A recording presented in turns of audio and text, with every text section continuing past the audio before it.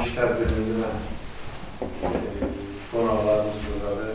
Qonaqlarımız Ərdin Mülkiyyət Agentliyinin təşkil etdiyi bir tədbir var, onunla bağlı gəldilər.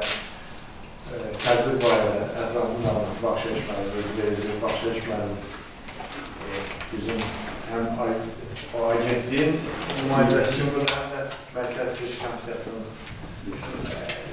üzvü kimi burada ürünləri və o da bildirim ki, Baxşəş müəllim Mərkəz Seçki Komissiyasının tam bu il tədbir olduğundan yəqin ki, qayıdıb gəlməli Bakı olacaq, son yola salacaq, amma məclis burada davam edəcək, yəqin ki, bir-iki saat tədbir keçirecək burada.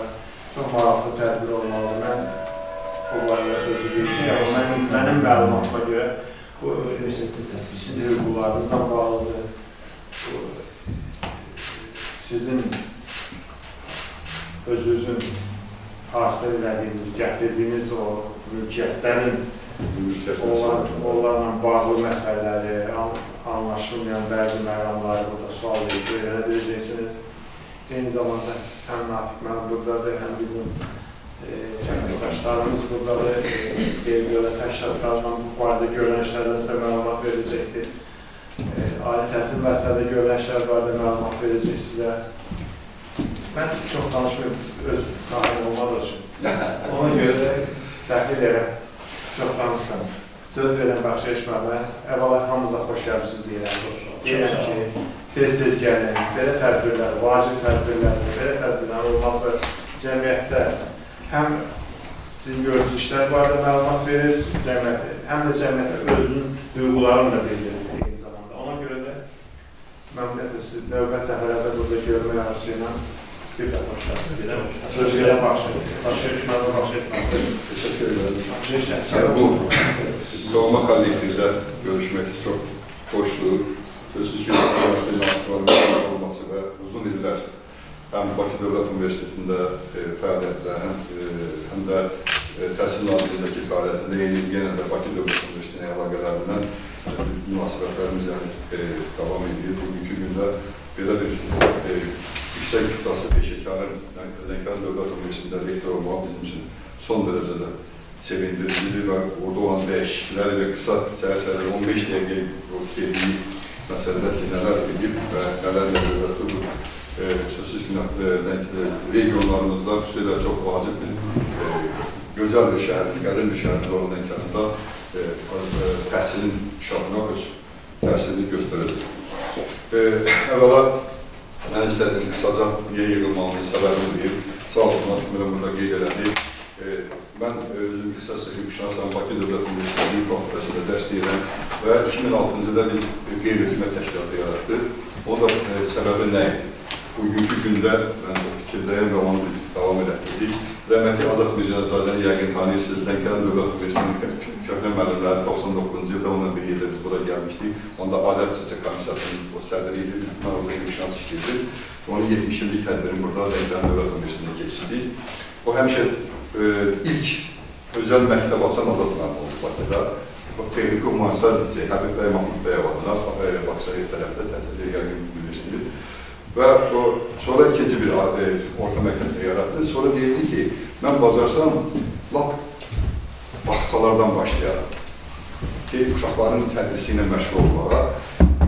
Onun bu konsepsiyasına çıxış eləsək, mən bir fakültəsinin bir məzuni kimi 93-cü ildən dərs deyirəm.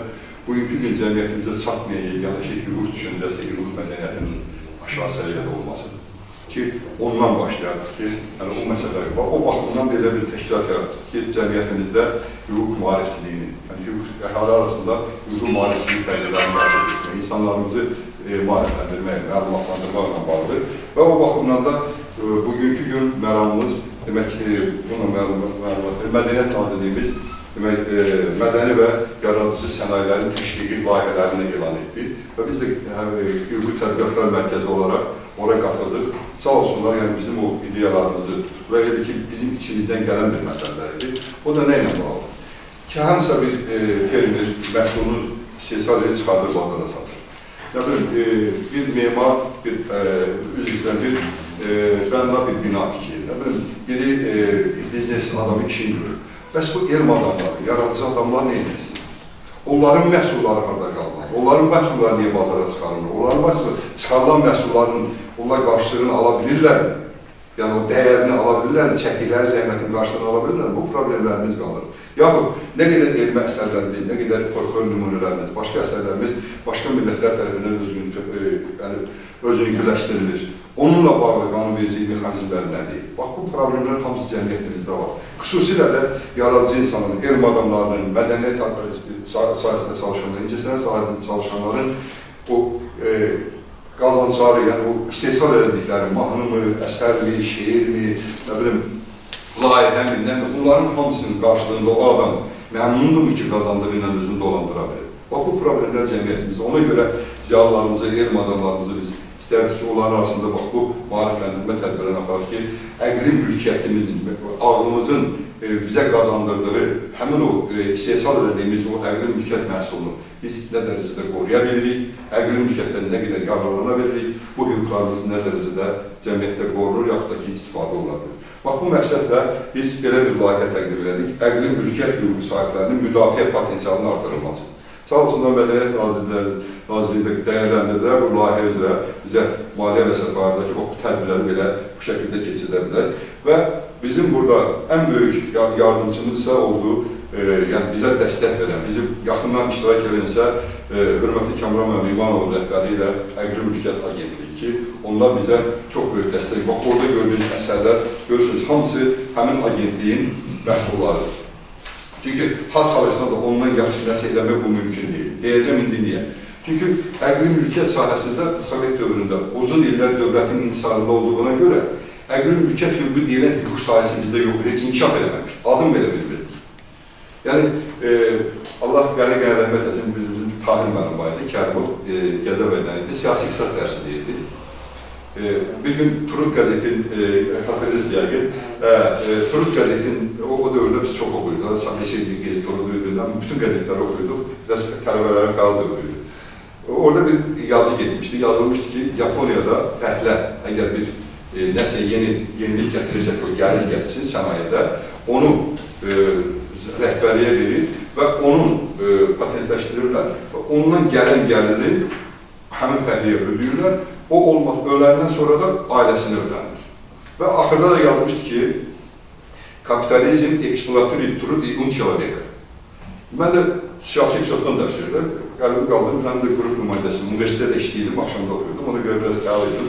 Yəni, Tahir müəllim, bəs nətər olur? Bax, burada belə yazır. Amma bizdə biri bir yenilik eləyəndə ona ya ən yaxşı adamlıq saatı verirdilər, o dövrdə yazılacaq qızıl saat, ya da bir gramata verirdilər ki, amma onun pulu hamısı gedilir dövlətə. Dedim, indi istismar oradadır, bizdədir. Rəhmətli kişi belə dondu qaldı, bu 86-cı ildə hələ Sovet dövləti durur. Baxdı, belə hələ belədir. Gedib, bunu nə sən deyirsən, nə mən işitmişəm. Yəni, bax, o dövrdən keçib gəlmişik.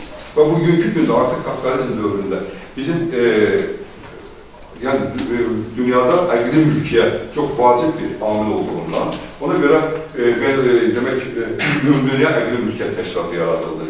Sonra əqli mülkiyyət haqqında Azərbaycan Respublikasında nə qədər qanunlar qəbul olundu. Yəni, xüsusilə də əqli mülkiyyət agentliyi bizdə yaradıldıqdan sonra ki, onların yüksək ixtisaslı mütəxəssisləri, onlardan biri də zamanında orada çalışmış hörmətli Natiq müəllim İsayev orada iştirak edir. Yəni, onların zəhməti ilə o qanunlar meydana gəldi.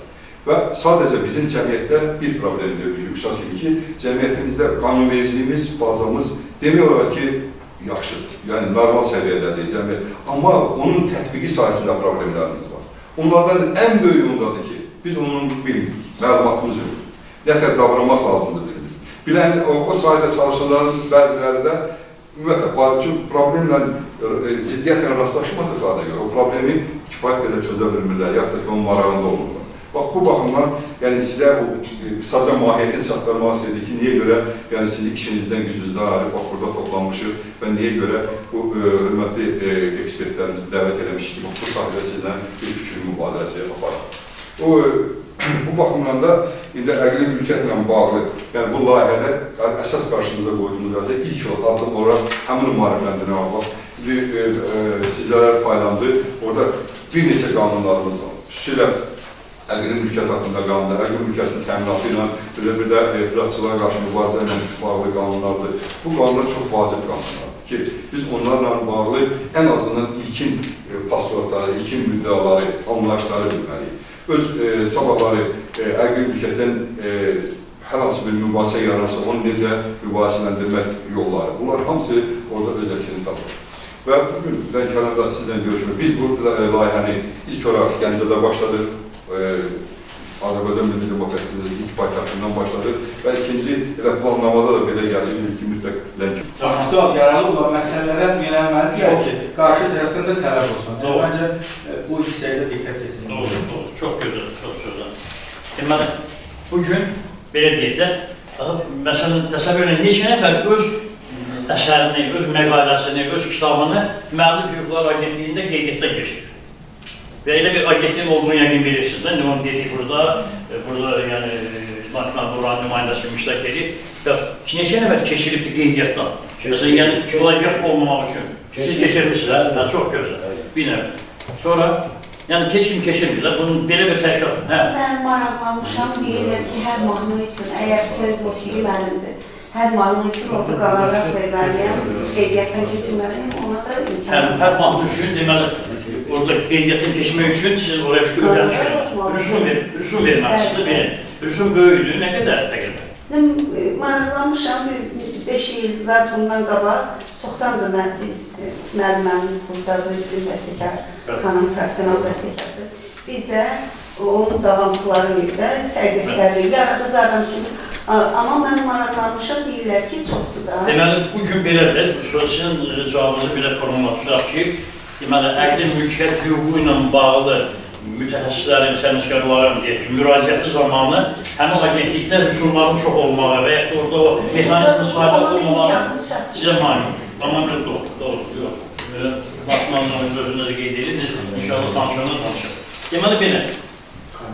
Buradan bir neçə məsələ deyildi, yəni çox da sualı uzatmıraq. Keçək. Birincisi, ənənə deyil, ənənə. Dedilər ki, əvvəlki ənənələr.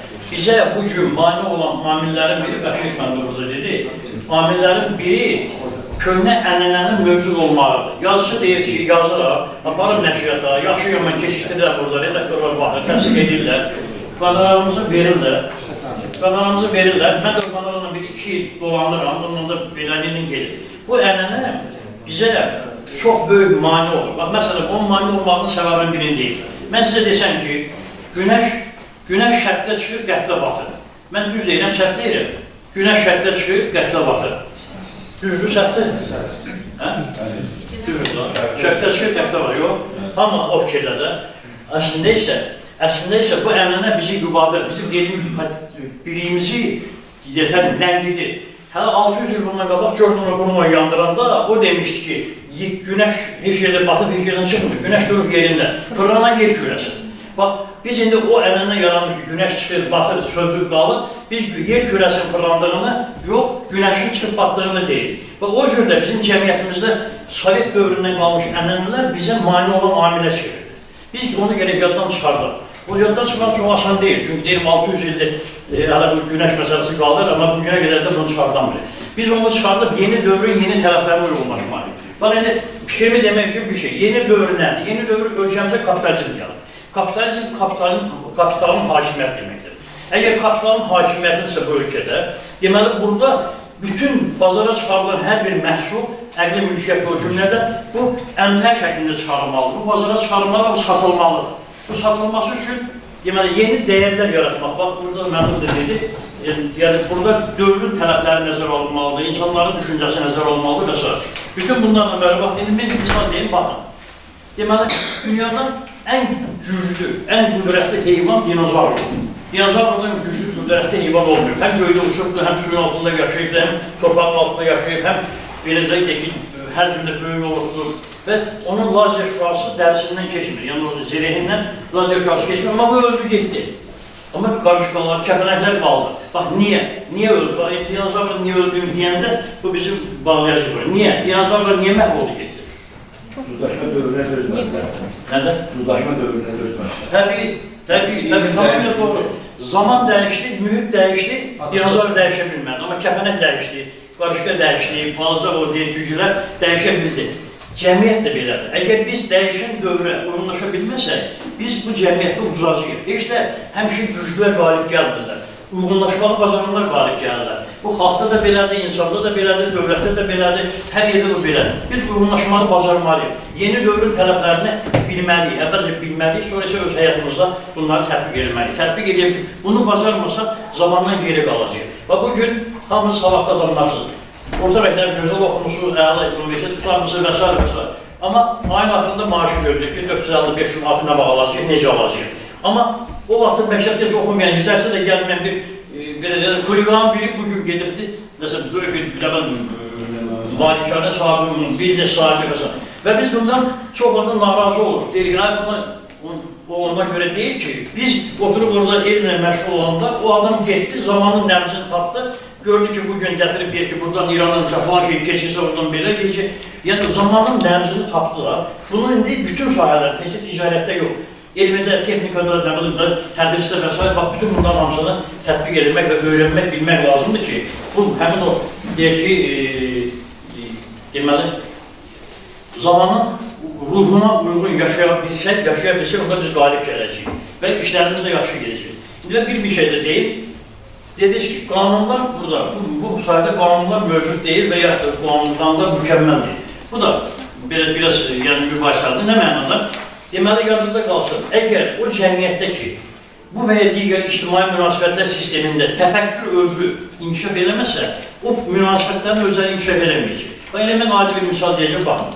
Hamımız hər gün deyirik ki, məsələn, mən adamım, mən insanım. Məsələn, Aydın Kərimov durmuşam burada, homo sapiens deyirlər də, elmilər. Bax, mən adamam, ya insanam.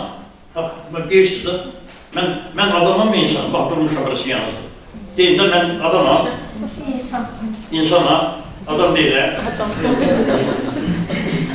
Yəni, varlıq kimi insan. Hə? Biyoloji varlıq kimi insan. Biyoloji varlıq kimi insan. Amma adam, nə kimi də adam? Böyle her insan da adama çevrilir bilir. Bak yani bizim hamımızın olduğumuz, yani insanlıkta hamımızın olduğumuz ve hamımızın da bildiğimiz ve her gün de bunu dediğimiz bir zamanda bizim hele insanla adamın meselesini mübahisə var. Ne var? Ben bunu getireceğim qanunvericilik meselesini deyirəm. Mesela insan, deyim, adam qədim Yahudi sözüne götürülüb, Adəm sözüne götürülüb, yaranmış deməkdir. İnsan ərəb sözüdür, üns sözündən götürülüb, ünsiyyətə girən deməkdir. Deməli, insan o zaman, adam o zaman insana çevrilir ki, o digərlərinin ictimai münasibətə girir. Yəni, cəmiyyətdə yaşayır. Əgər Tarzan, meşədə yaşayandır Tarzan, adamıdırsa, cəmiyyətə gələndə olur insan.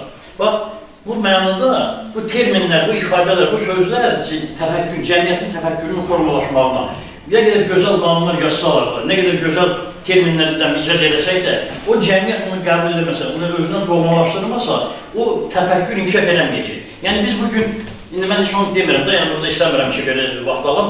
Məsələn, deyirik, əqli mülkiyyət, deyirik, intellektual mülkiyyət, deyirik, müəllif hüquqları, hamısı eyni şeydən, həm də eyni şey. Amma eyni zamanda eyni şey deyil, çünki burada dilçilər bir ədəbiyyatçılar bilir ki, dil artıq şeyi saxlamaq. Eyni şeyi ifadə edirsə, onda heç vaxt cəmiyyət onu saxlamır. Və bu mənada qanunvericiliyin sizə paylamaq orada. Orada hər bir qanunun əvvəlində terminlər var. Terminlər bloku var da. Onu mütləq oxuyur. Yəni, qanunu oxumaya bilərsiniz. Amma o terminləri hamı bilməlidir. Ən azından intellektual səviyyəli adam o terminlərin çoxunu bilməlidir ki, niyə məsələn biz deyək ki, audio-vizual yazışımını yazdı ya bəstəkar mahnılı bəstələri və televiziyada elan getdisə, bunun da deməli, o burada materialların ətrafından danışacaq, burada da cəmiyyətə bunu çatdırmaq mexanizmləridir ki, burada müəlliflik təsdiq olunsun.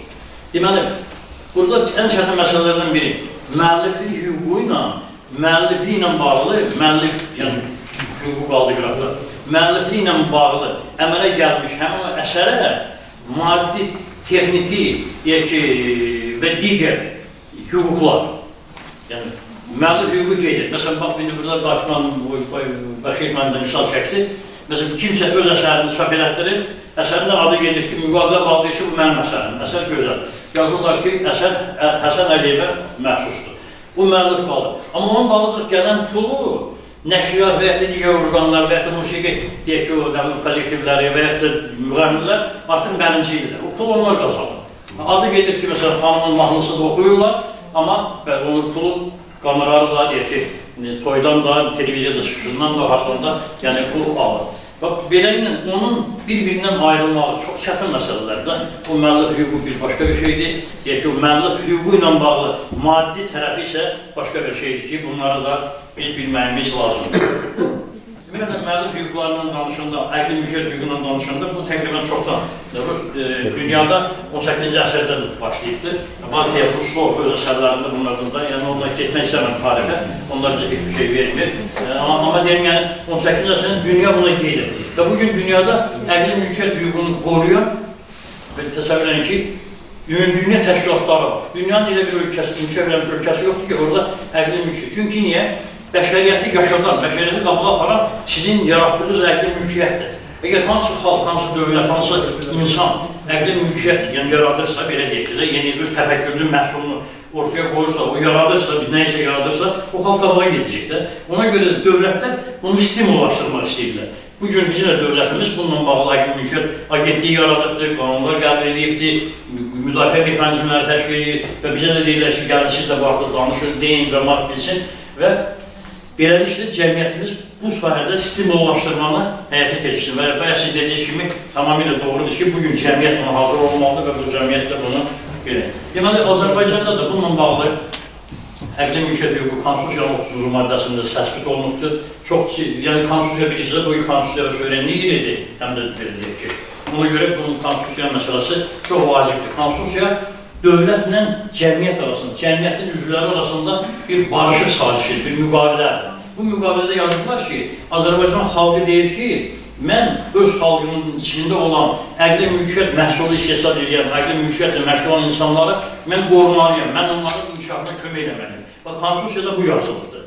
İndi bundan sonra bizim əqli mülkiyyətlə bağlı Azərbaycan Respublikasının mülki məcəlləsində bu məsələnin qorunması ilə bağlı çoxlu müddəalar var. Cinayət məcəlləsində var, İnzibati Xətalar məcəlləsində var, Kömrük məcəlləsində var. Kömrük məcəlləsi nədir? Sizin əqli mülkiyyət məhsulunu xaricə çıxarmaq, bəzən ölkədən kənara çıxarmaq istəyənlər var. Məsələn, xalça toxuyubdur, çıxarmaq istəyir, çıxarda bilmir. Bu qanunları bilmədiyinə görə kömrükdən alırlar, deyirlər, sən kontrabanda ilə məşğul olurdun, səni konfiskasiya edir. Və ya da rəssam rəsm əsərini aparmaq istəyir və ya da kiməsə satır ki, aparsa xaricə, sənədləşdirmək mexanizmini bilmədiyinə görə apara bilmir. Apara bilmədiyinə görə xaricdən gələn alıcı bunun əsərini almır və beləliklə, dolayısıyla gəlib onun əsərlərinin yaradıcılıq potensialı zəifləyir, onun gəlir əldə edilməyinə mane olan amillərə çevrilir. Və ondan başqa da burada deməli bizim əqli mülkiyyət müəlliflik hüququ və onun əlaqəli hüquqlar haqqında qanunumuz qəbul olunubdur və digər məsələlər deməli bugün Azərbaycanda bu məsələ ilə bağlı vacib işlər görülür. Mən indi sizin səsim biraz o qədər də xoş deyil, ona görə mən bilirəm ki, siz bezsiz mənim danışlarımdan. Ona görə mən sizin bir sözü verəm, nafiqmandır mən. Çox sağ olun, Aydın müəllim, ətraflı təqdim. Yox, davam edəcək, nafiqmanın gələcək. Axırda müdafiə mexanizminin danışını mən yenə mövzuya qayıdacağım. İndi nafiqmanın çox sağ olmuşdur. Növbəsi təqdimat üçün söz, hörmətli Nafiq müəllimə verilir. Buyurun Nafiq. Çox sağ olun. Mən cavabınızı salam edirəm və Nafiq müəllimi yetkiyim deyə. Nafiq müəllimə də istəyirəm, təşəkkürlərimi bildirəm ki, bizi çox əlbindən artıq belə diqqətlə, qayğı ilə qarşıladılar, diqqət göstərdilər, təşəkkür edirəm buna görə. Və təbii ki, belə tədbirlərin də əsas məqsədi artıq deyildiyi kimi, yəni əqli mülkiyyət sahəsində müəyyən maarifləndirmə tədbirlərlə göstərməkdir. Və Aydın müəllim o qədər danışdı ki, bütün sahələrlə bağlı məlumat verdi ki, mən də düşünürəm, əqli mülkiyyətin hansı hissəsinlə bağlı danışacaq. Təbii ki, burada mən müəyyən qeydlər də elədim. Bu qeydlərlə bağlı da, yəni burada bizim hörmətli iştirakçılarımızın bəzi qeydləri oldu. Təbii ki, mən o qeydlərlə bağlı da öz fikirlərimi söyləyəcəm.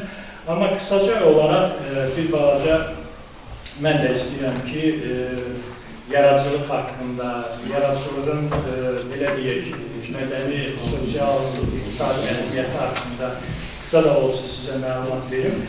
Boynundan atsın, yəni gələcəkdə bu sizin üçün problem yaradacaq. siz onu hər hansı tərcümə edib xaricə aparmaq istəsəniz, xaricdəki mütləq qaydada baxacaq, deyəcək ki, bax burada si işarəsi filan kəsimdir. Gidin ondan icazə alın. Ona görə biz müəllifdən deyirik ki, müəllif, hörmətli müəllif, çətin də olsa, ged nəşriyyata, hətta özümüz də zəng edirik ki, nəşriyyat, sən düzgün qoyuyubsan o si işarəsini. Ona görə məhkəməyə versə, o bütün nüsxələri ləğv elətdirə biləcək, sizili cərimə elətdirə biləcək və özünün də o itirilmiş məbləğini məhkəmə qaydasında bərpa edəcək. Ona görə arayış verin ki, bu si işarəsi səhvən nəşriyyatın adının qabağında yazılır. Bu müəllifin adının qabağında yazılmalıdır. Bu sizin axırıncı qeydinizlə bağlıdır. Digər məsələ, yenə deyirəm, qanunu, mən bayaqlar qanunvericiliyimiz haqqında sizə kifayət qədər dedim. Qanunvericiliyimizin 14 və 15-ci maddələri var. Müəlliflik hüququ və əlaqəsi haqqında qanunun 14 və 15-ci maddələrinə diqqətlə bax. 14-cü maddədə müəllifin qeyri-şəxsi əmlak hüquqları, qeyri-şəxsi əmlak hüquqları, qeyri-əmlak hüquqları. Bu qeyri-əmlak hüquqları nədir? Sizin birinci ilə ad hüququ. Yəni, siz əsərinizi hansı adla çap elətdirirsiniz. Bayaqlar Ardı müəllim dedi, o tərcüməçi deyib ki, bax, mən tərcümə xərci çəkirəm, nə bilim, digər işləri deyirəm, hətta texniki işləri deyirəm və s. və s. Bunun heç birinin sizin müəlliflik hüququnuza dəxli yoxdur. Tərcümə eləyir. Yoxsa tərcüməsi. Tərcüməsini yazsın ki, burada tərcüməçisi filan kəsdir. Yeri gəlmişkən tərcüməsi də müəllif sayılır, törəmə əsər müəllifi sayılır. Yəni, tərcümə özü törəmə əsər kimi qanunvericilikdə qəbul edilir. Ona görə də o da müəllif qafasına düşür. Amma əsəri yazan şəxs kimi yox. Hətta müəllif özü şifahi qaydada razılıq versə də, onun ixtiyarı yoxdur öz adını oraya yapışdırmaq. Qanunvericilik buna icazə vermir. Baxın, 14-cü maddədəkiləri sadalayın, müəllifin orada bir dənə şöhrətinə hörmət edilməsi hüququ da var. Yəni, bəlkə heç mən istəmirəm ki, sənin adınla mənim adım yanaşı bir əsərdə göstərirsin. Bu əsər mənimdir, bu mənim yaradıcılıq nəticəmdir, bu mənim yaradıcılıq məhsulumdur. Və qanunvericilik imkan verir ki, kimsə öz adını bundan xəbərsiz, hətta onun şifahi razılığıyla oraya daxil edilibsə, sabah mübahisə yarandığı halda məsələ müəllifin xeyrinə həll olunacaq. Mən çoxlu misallar çəkirəm, amma ad çəkmirəm. Ona görə ki, çoxlu məsələlər var ki, bu məsələləri biz belə deyək, yəni müəyyən mənada məhdəlik prinsipinə əməl edirik. Bizim tibb sahəsilə bağlı bir dənə böyük belə skandala səbəb olan bir dənə işimiz olmuşdu.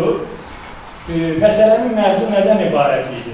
Deməli, bir müəllif, çox tanınmış bir müəllif, rəhmətə gedəndən sonra bunun əsərini götürmüşdülər və 2 nəfər müəllif də öz adını oraya daxil eləmişdi.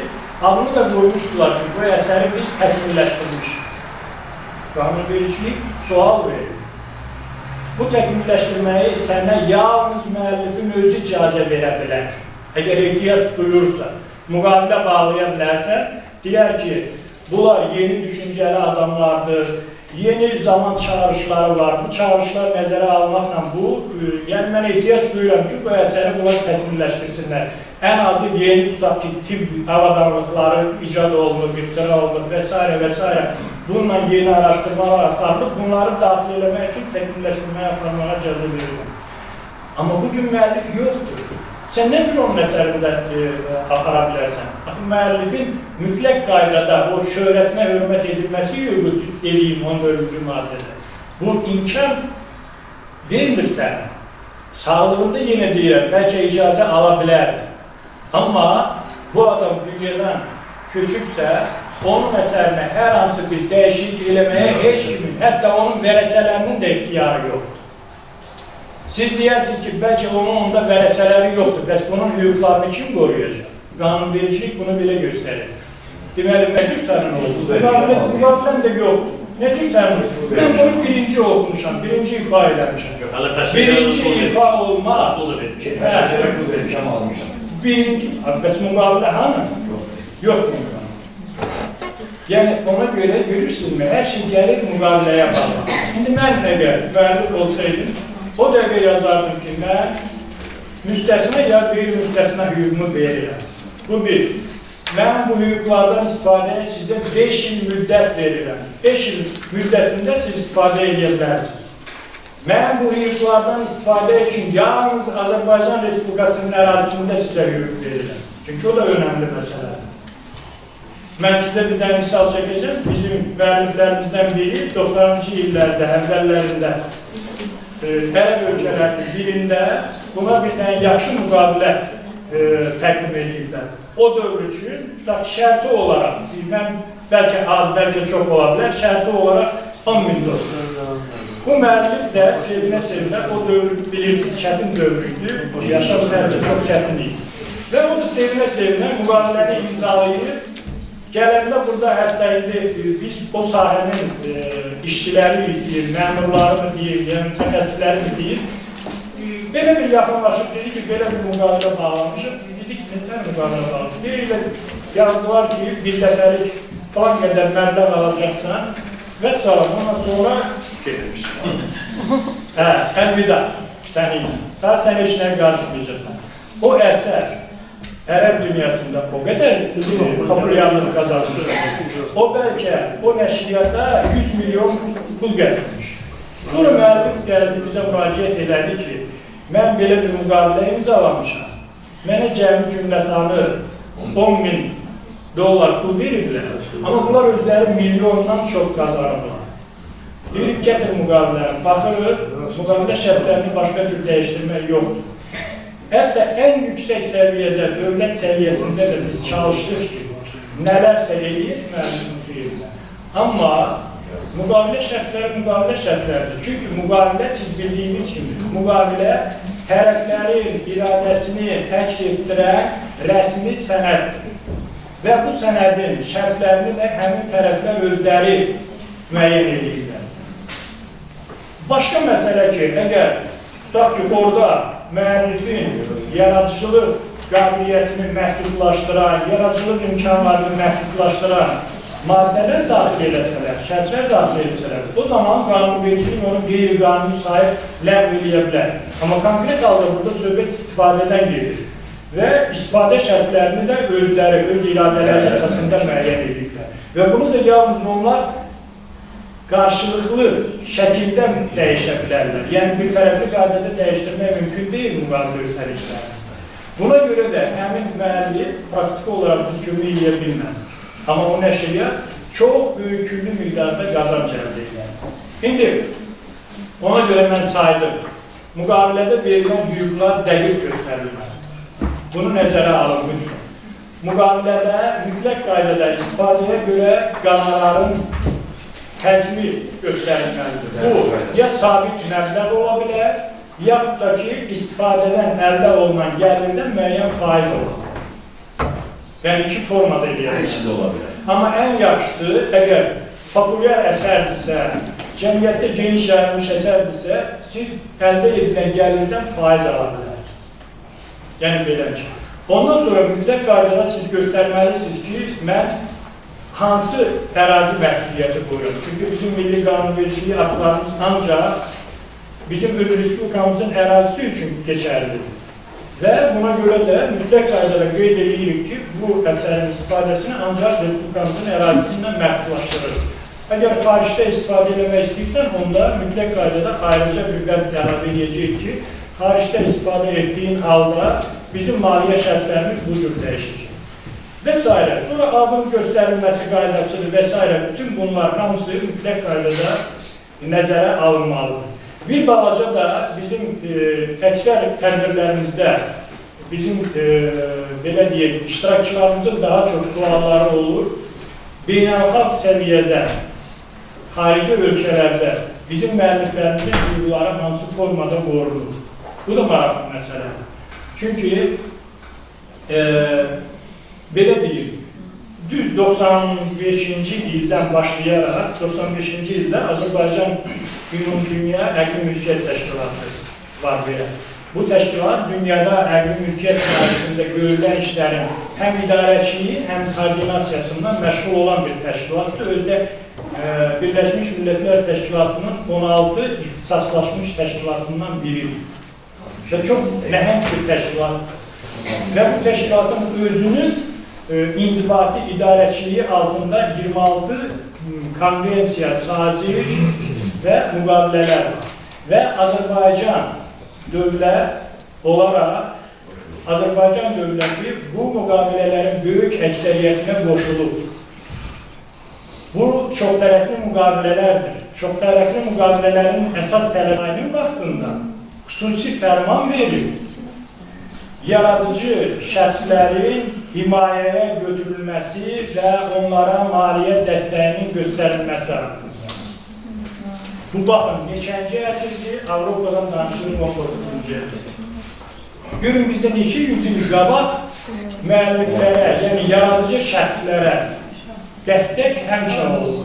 İstər sanayə dəvət olunub, maliyyə dəstəyi göstərilib, sifarişlər verilib və s. və s. Yəni demək istəyirəm ki, müəllif hüquqlarının qorunması məsələləri bizim ümumi milli mentalitetimizdə olan bir məsələdir. Və bugünkü qanunvericilik haqqlarımız da imkan verir ki, həmin hüquqların ən yüksək səviyyədə qorunmasını təmin edir. Buna görə də sadəcə olaraq bayaqlar bir fikirlə mən eşitdim ki, cəmiyyətimiz bir qədər fəal olmalı, cəmiyyətimiz bir qədər fəal olmalı. Bu məsələlərdə öz hüquqlarının qorunmasıyla bağlı biraz təşəbbüskar olmalı. Çünki müəllif hüquqları, mən dedim, o 14-cü maddəyə əsasən, 15-ci maddə bütövlükdə sizin əmlak hüquqlarınızla bağlı məsələdir. Amma müəllif hüquqları sırf şəxsi hüquqlar olduğuna görə bu hüquqlar pozulduğu halda belə sizin özünüzün müraciətiniz olmadığı halda heç kim o məsələni qaldırmıyor. Yalnız belə deyək, dövlətçiliyə belə o təhdid xarakterli bir hüquq pozmalara gəlib çatan halda dövlət o zaman sizin müraciətiniz olmadan tədbirlər görə bilir. Amma əksər hallarda mütləq qaydada siz hüquqlarınızın pozulmasıyla bağlı ən azı Əqli Mülkiyyət Agentliyinə müraciət edə bilərsiniz. Ən azı, deyək ki, hüquqşünaslara, deyək ki, vəkil tutub, özünüzün imkanınız yoxdursa, vəkil tutub onu göndərə bilərsiniz məhkəməyə və s. Yəni, qanunvericilik imkan verir ki, sizin hüquqlarınızı ən yüksək səviyyədə qorunsun və pozulmuş hüquqlarınız da bərpa olunsun. Bu iki məsələ ilə bağlı sualım olacaq, icazənizlə. Bizim Lənkəran Dövlət Universitetimizdə də fəaliyyət göstərən professor müəllim heyəti kifayət qədər həm müəllifli əsərlər dərc edirlər. Yəni, məqalələr, metodik işlər, bir də həm müəllifli məqalələr. Əqli Mülkiyyət Agentliyinə müraciət olunur. Bu müraciəti müəlliflərdən birisi etməsi kifayətdir, yoxsa bütün müəlliflərin ümumi razılıq olmalıdır? Aydın. Deməli, qanunvericilikdə var şərik müəlliflər, şərikli əsər. Mən belə başa düşürəm ki, professor müəllim heyətinin bir neçə, deyək ki, üzvü bir şərikli müəllif əsər yaradır. Və bu əsərin də tutaq ki, 3 müəllifi var. Hər üç müəllif fərqli qaydada təkcə özü həmin əsəri qeydiyyatdan keçirə bilər. Bunun üçün qanunvericilik heç bir qadağa qoyur. Öz paynadır, Yox, bu şərikli əsər. Şərikli əsər, orada deyim, iki forma da olur. Bir var, bölünə bilər, yəni hər kəsin pay ayrıca göstərilə bilər. Bir də var, bölünməyən əsər, şərikli. Yəni, elmi məqalə olanda onu seçə bilməzsiniz ki, bunun kim arasını yazın. Hamının ümumi fikirlərini danışırsınız, tutaq ki, bir nəfər onu qələmə alır, onun söylədiklərini və s. Yaxud bir hissənin biraz yazır, bir 5 cümləsini biri yazır. Yəni, bunu ayırmaq olmur. Ona görə də hər bir müəllif həmin əsəri aparıb qeydiyyatdan keçirə bilər, amma qeydiyyatdan keçirəndə mütləq qaydada hər üç müəllifin adı göstərilməlidir. Hər üç müəllifin adı göstərilməlidir. Yəni təkcə mən qabağa düşdüm, qaça-qaça getdim, Həqli Mülkiyyət Agentliyinə. Orada da xahiş elədim, orada da operativ, maşallah, hər şey tutardı, qeydiyyat, elektron və s. hamısı işləyir, həmin təcrübəsi. Ona görə, deməli, mən qeydiyyatdan keçirdim, mənim adıma olacaq qeydiyyat şəhadətnaməsi yox. Qeydiyyat şəhadətnaməsi hər 3 müəllimci qoyursunuz internetə, istifadə üçün, baxmaq üçün, indi bu sizin məqsədinizdən asılıdır. O zaman orada mütləq qaydada müəyyən ödədiyim şərtləri eləməlisiniz. Maliyyə şərtləri qoya bilərsiniz, kim ondan istifadə edilib şərti olaraq hər dəfə baxmağa görə müəyyən bir məbləğ ödəməlidir və s. Digər məsələ, onu kimsə götürüb öz adımla nəşr edir. Burada pozulmuş hüquqların bərpası məsələsi çox çətindir bu saat və bütün dünyanı bu saat narahat edən bir məsələdir. İndi dünyada müəyyən sistemlər yaradırlar. Ta ki, blockchain sistemi var. Blockchain sisteminin əsas mahiyyəti ondan ibarətdir ki, müəllif əsərini yerləşdirəndə, əgər o sistemdən istifadə edirsə, ondan hətta kimsə kompüterində, hətta ona baxış edibsə, o blockchain texnologiyasını onu qeydə ala bilir. Yəni, görür onu, bütün o hesabatları elə bir görə bilirsiniz. Hətta onu köçürə bilirlərsə, yəni, onu da qeydə ala bilir. Amma əksər hallarda müəlliflər elə eləyirlər ki, onların əsərlərini yazmaq, yəni yükləmək imkanı olmasın. Bu halda bir balaca, yəni hüquqların qorunur demək olur da, belə şey. Amma bu saat internetdə yeni deyilən hüquqların, xüsusən də pozulmuş hüquqların bərpası məsələləri bütün dünya üçün problem olaraq qalır. Bizim qanunvericilikdə bununla bağlı da xüsusi maddələr daxil edilir. Məsəl üçün, bizdə var, biz həmin bu, belə deyək, internet şəbəkəsində əsərlərin aktiv iştirak qoyulmasıyla bağlı, istifadə olunmasıyla bağlı, baxın, əgər diqqətlə baxsanız, müəlliflik hüququ və əlaqəli hüquqlar haqqında qanunda interaktiv hüquqlar görəcəksiniz. İnteraktiv hüquqların nədir mənası? Baxın, biz birbaşa televiziyada verilişə baxırıq. Bu verilişin vaxtı, proqramı, hər şeyi əvvəlcədən bəllidir. Düzdürmü? Siz bu verilişə yalnız televiziyanın verdiyi, müəyyən etdiyi vaxtda baxa bilirsiniz. Adi rejimdə bu televiziya.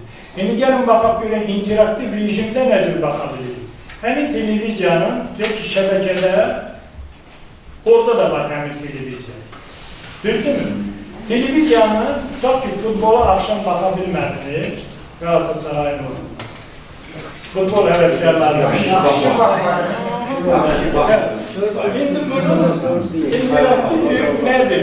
Siz ona baxmaq istəyirsiniz. Amma vaxtınız olmadı, axşam baxmayın. Bir gün, 2 gün keçəndən sonra siz şəbəkəyə girirsiniz, axtarıb tapırsınız onu, həmin televiziyanı, həmin verilişi tapırsınız və deməli, istədiyiniz yerdə oturursunuz, istədiyiniz vaxtı müəyyən edirsiniz və həmin verilişə baxa bilirsiniz. Adi istifadədən fərqli, interaktiv istifadənin mənası, yəni fərqli bundan ibarətdir. İnteraktiv istifadə zamanı siz vaxtı, məkanı özünüz seçirsiniz, amma adi istifadə zamanı o artıq istifadəçinin qaydalarının və şərtlərinin. Auditoriyamda interaktiv hüquqları var, ona görə də bitirdiyə ki, verəcəyimiz. Suallarımızın